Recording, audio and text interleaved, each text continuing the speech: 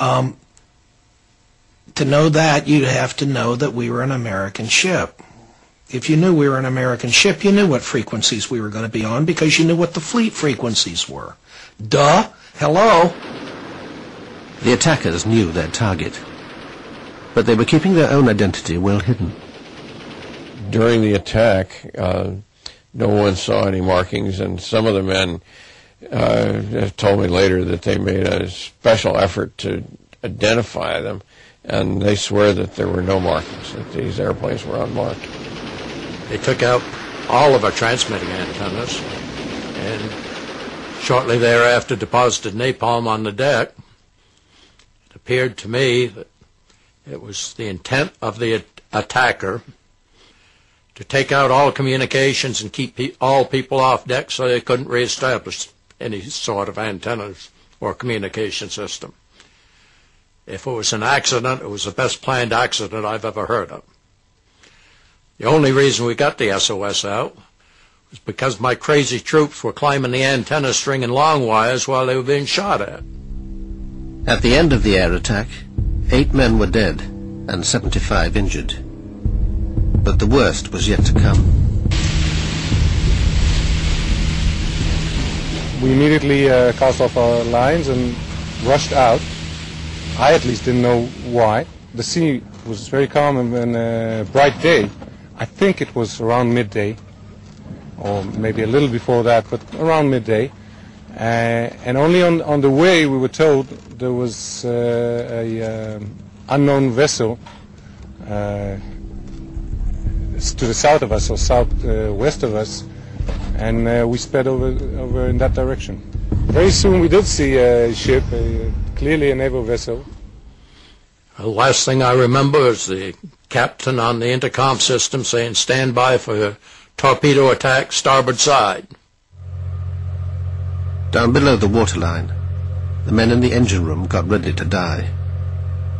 Torpedo's coming in, it's going to open that boiler up, and you're going to die instantly. It's going to be like an atomic bomb, because that cold water hits that boiler, it's operating at full, there's just no hope. So all of us 19-year-olds, the best place to be is right there. You're going to get it, you're going to give it up right then and there. So torpedo attack, we waited, and they said it went by. And this went on like 4 different times. The torpedo is simply dropped into the water. You lose sight of it for a minute, and then you see the wake, and it was going straight for the ship, and we were sure that our torpedo was the one that hit. It hit, and it lifted the ship right out of the water and put it down, and we started to list 10 degrees. But it was a slow list, and it was going. And I said, my God, we're going to flip over. I was one of the fortunate ones. A temporary bulkhead wrapped itself around me, and the heat of the torpedo exploded all of the paint onto my skin. So I was black, but it was all superficial. Lost both eardrums, got my eyes burnt a little, but I survived. Almost all of the troops within 20 feet of me were killed instantly. We just went back to work and prayed that this thing was not going to flip over or was going to go down, and it didn't. That's about it for now. The Liberty was now paralyzed, her power and steering control lost. But her desperate SOS message had been picked up by the American 6th Fleet, 500 miles away off Crete. Retaliation was ordered for the attack. On the USS America, 2 bombers were readied while their fighter escort was launched. Those aircraft were brought forward, and I believe they were launched before we went into Condition November. Condition November meant that nuclear-armed A-4 bombers were to be used. Incredibly, the US was about to launch a nuclear strike against Egypt, the Liberty's presumed attacker. One of them was taxied forward to Cat 1, and it was it had like a shroud around the underside of the fuselage, and it had Marine guards escorting the A4.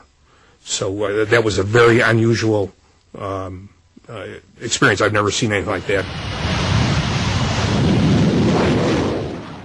There was a flash message, as I recall, from one of the carriers that said they had launched ready aircraft. The launching of ready aircraft, you understand, that is typically nuclear-armed aircraft. Cairo was about to be incinerated. The U.S. Embassy was told that an attack was coming. Richard Parker was the political consul.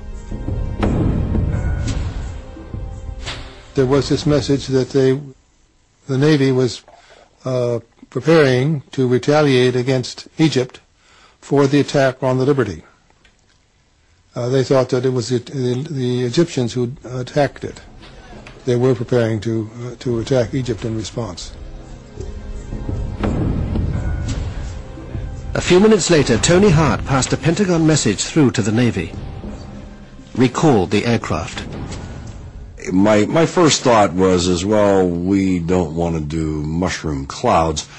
The recall probably is to rearm the aircraft. About 10 minutes later, the USS America and Washington were connected by voice link. The Defense Secretary himself came on the line. McNamara directed Comm 6 Fleet to recall the aircraft, and Comm 6 Fleet said, "Are you sure?" And he said, "Absolutely certain. Recall the aircraft." The attack on the Liberty had triggered an extraordinary response. Nuclear-armed planes had been on their way to Cairo. A nuclear strike had been minutes away and had only just been averted. But it seems McNamara was also unwilling to send aircraft directly to help the Liberty. The fleet commander asked for permission to send a rescue flight of conventionally armed aircraft. The admiral was talking to McNamara and asking for permission to relaunch the ready aircraft, relaunch any aircraft. And McNamara said no, that no aircraft were to be launched. McNamara is the boss, you know. He doesn't have to explain why he says what he says.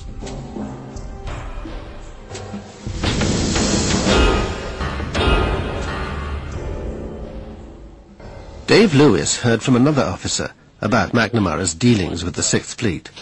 I'm Admiral Larry Geis, the commander of Task Force 60. He was very upset. He told me he knew it was going to be hushed up, and I wasn't to say anything about it, but he had to get it off his chest.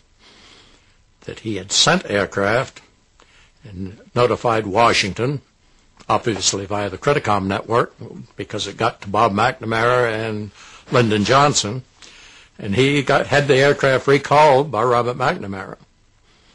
So he said he reconfigured a flight of aircraft with aircraft incapable of carrying nuclear weaponry and relaunched it. He again notified Washington. Again, Robert McNamara ordered the aircraft recalled. He challenged the order, and Lyndon Johnson came on. Said he didn't give a damn if the ship sunk. He would not embarrass his allies. Robert McNamara has never fully discussed his role in the Liberty controversy. You recalled planes sent to rescue the Liberty. I'm absolutely certain that's false. You didn't send a signal to the 6th Fleet? Absolutely not. I don't know what the hell happened, and I haven't taken time to find out. But there are all of these claims that we sent planes, the planes were going out and then we turned them around, and that we intentionally allowed the Israelis to sink the Liberty.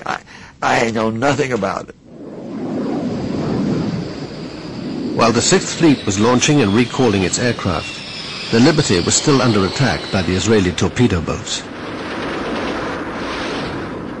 You could see these machine gun bullets going through and ricocheting off all the metal that was down there. And actually, some were going into the boiler. They're trying to explode the boiler, and they knew what they were doing. We basically were dead in the water.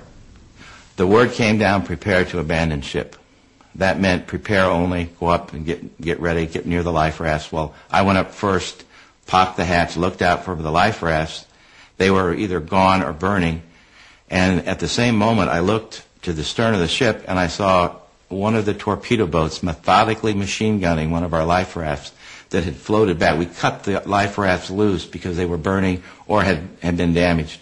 And they floated back behind us, and he was machine gunning the life raft. And I knew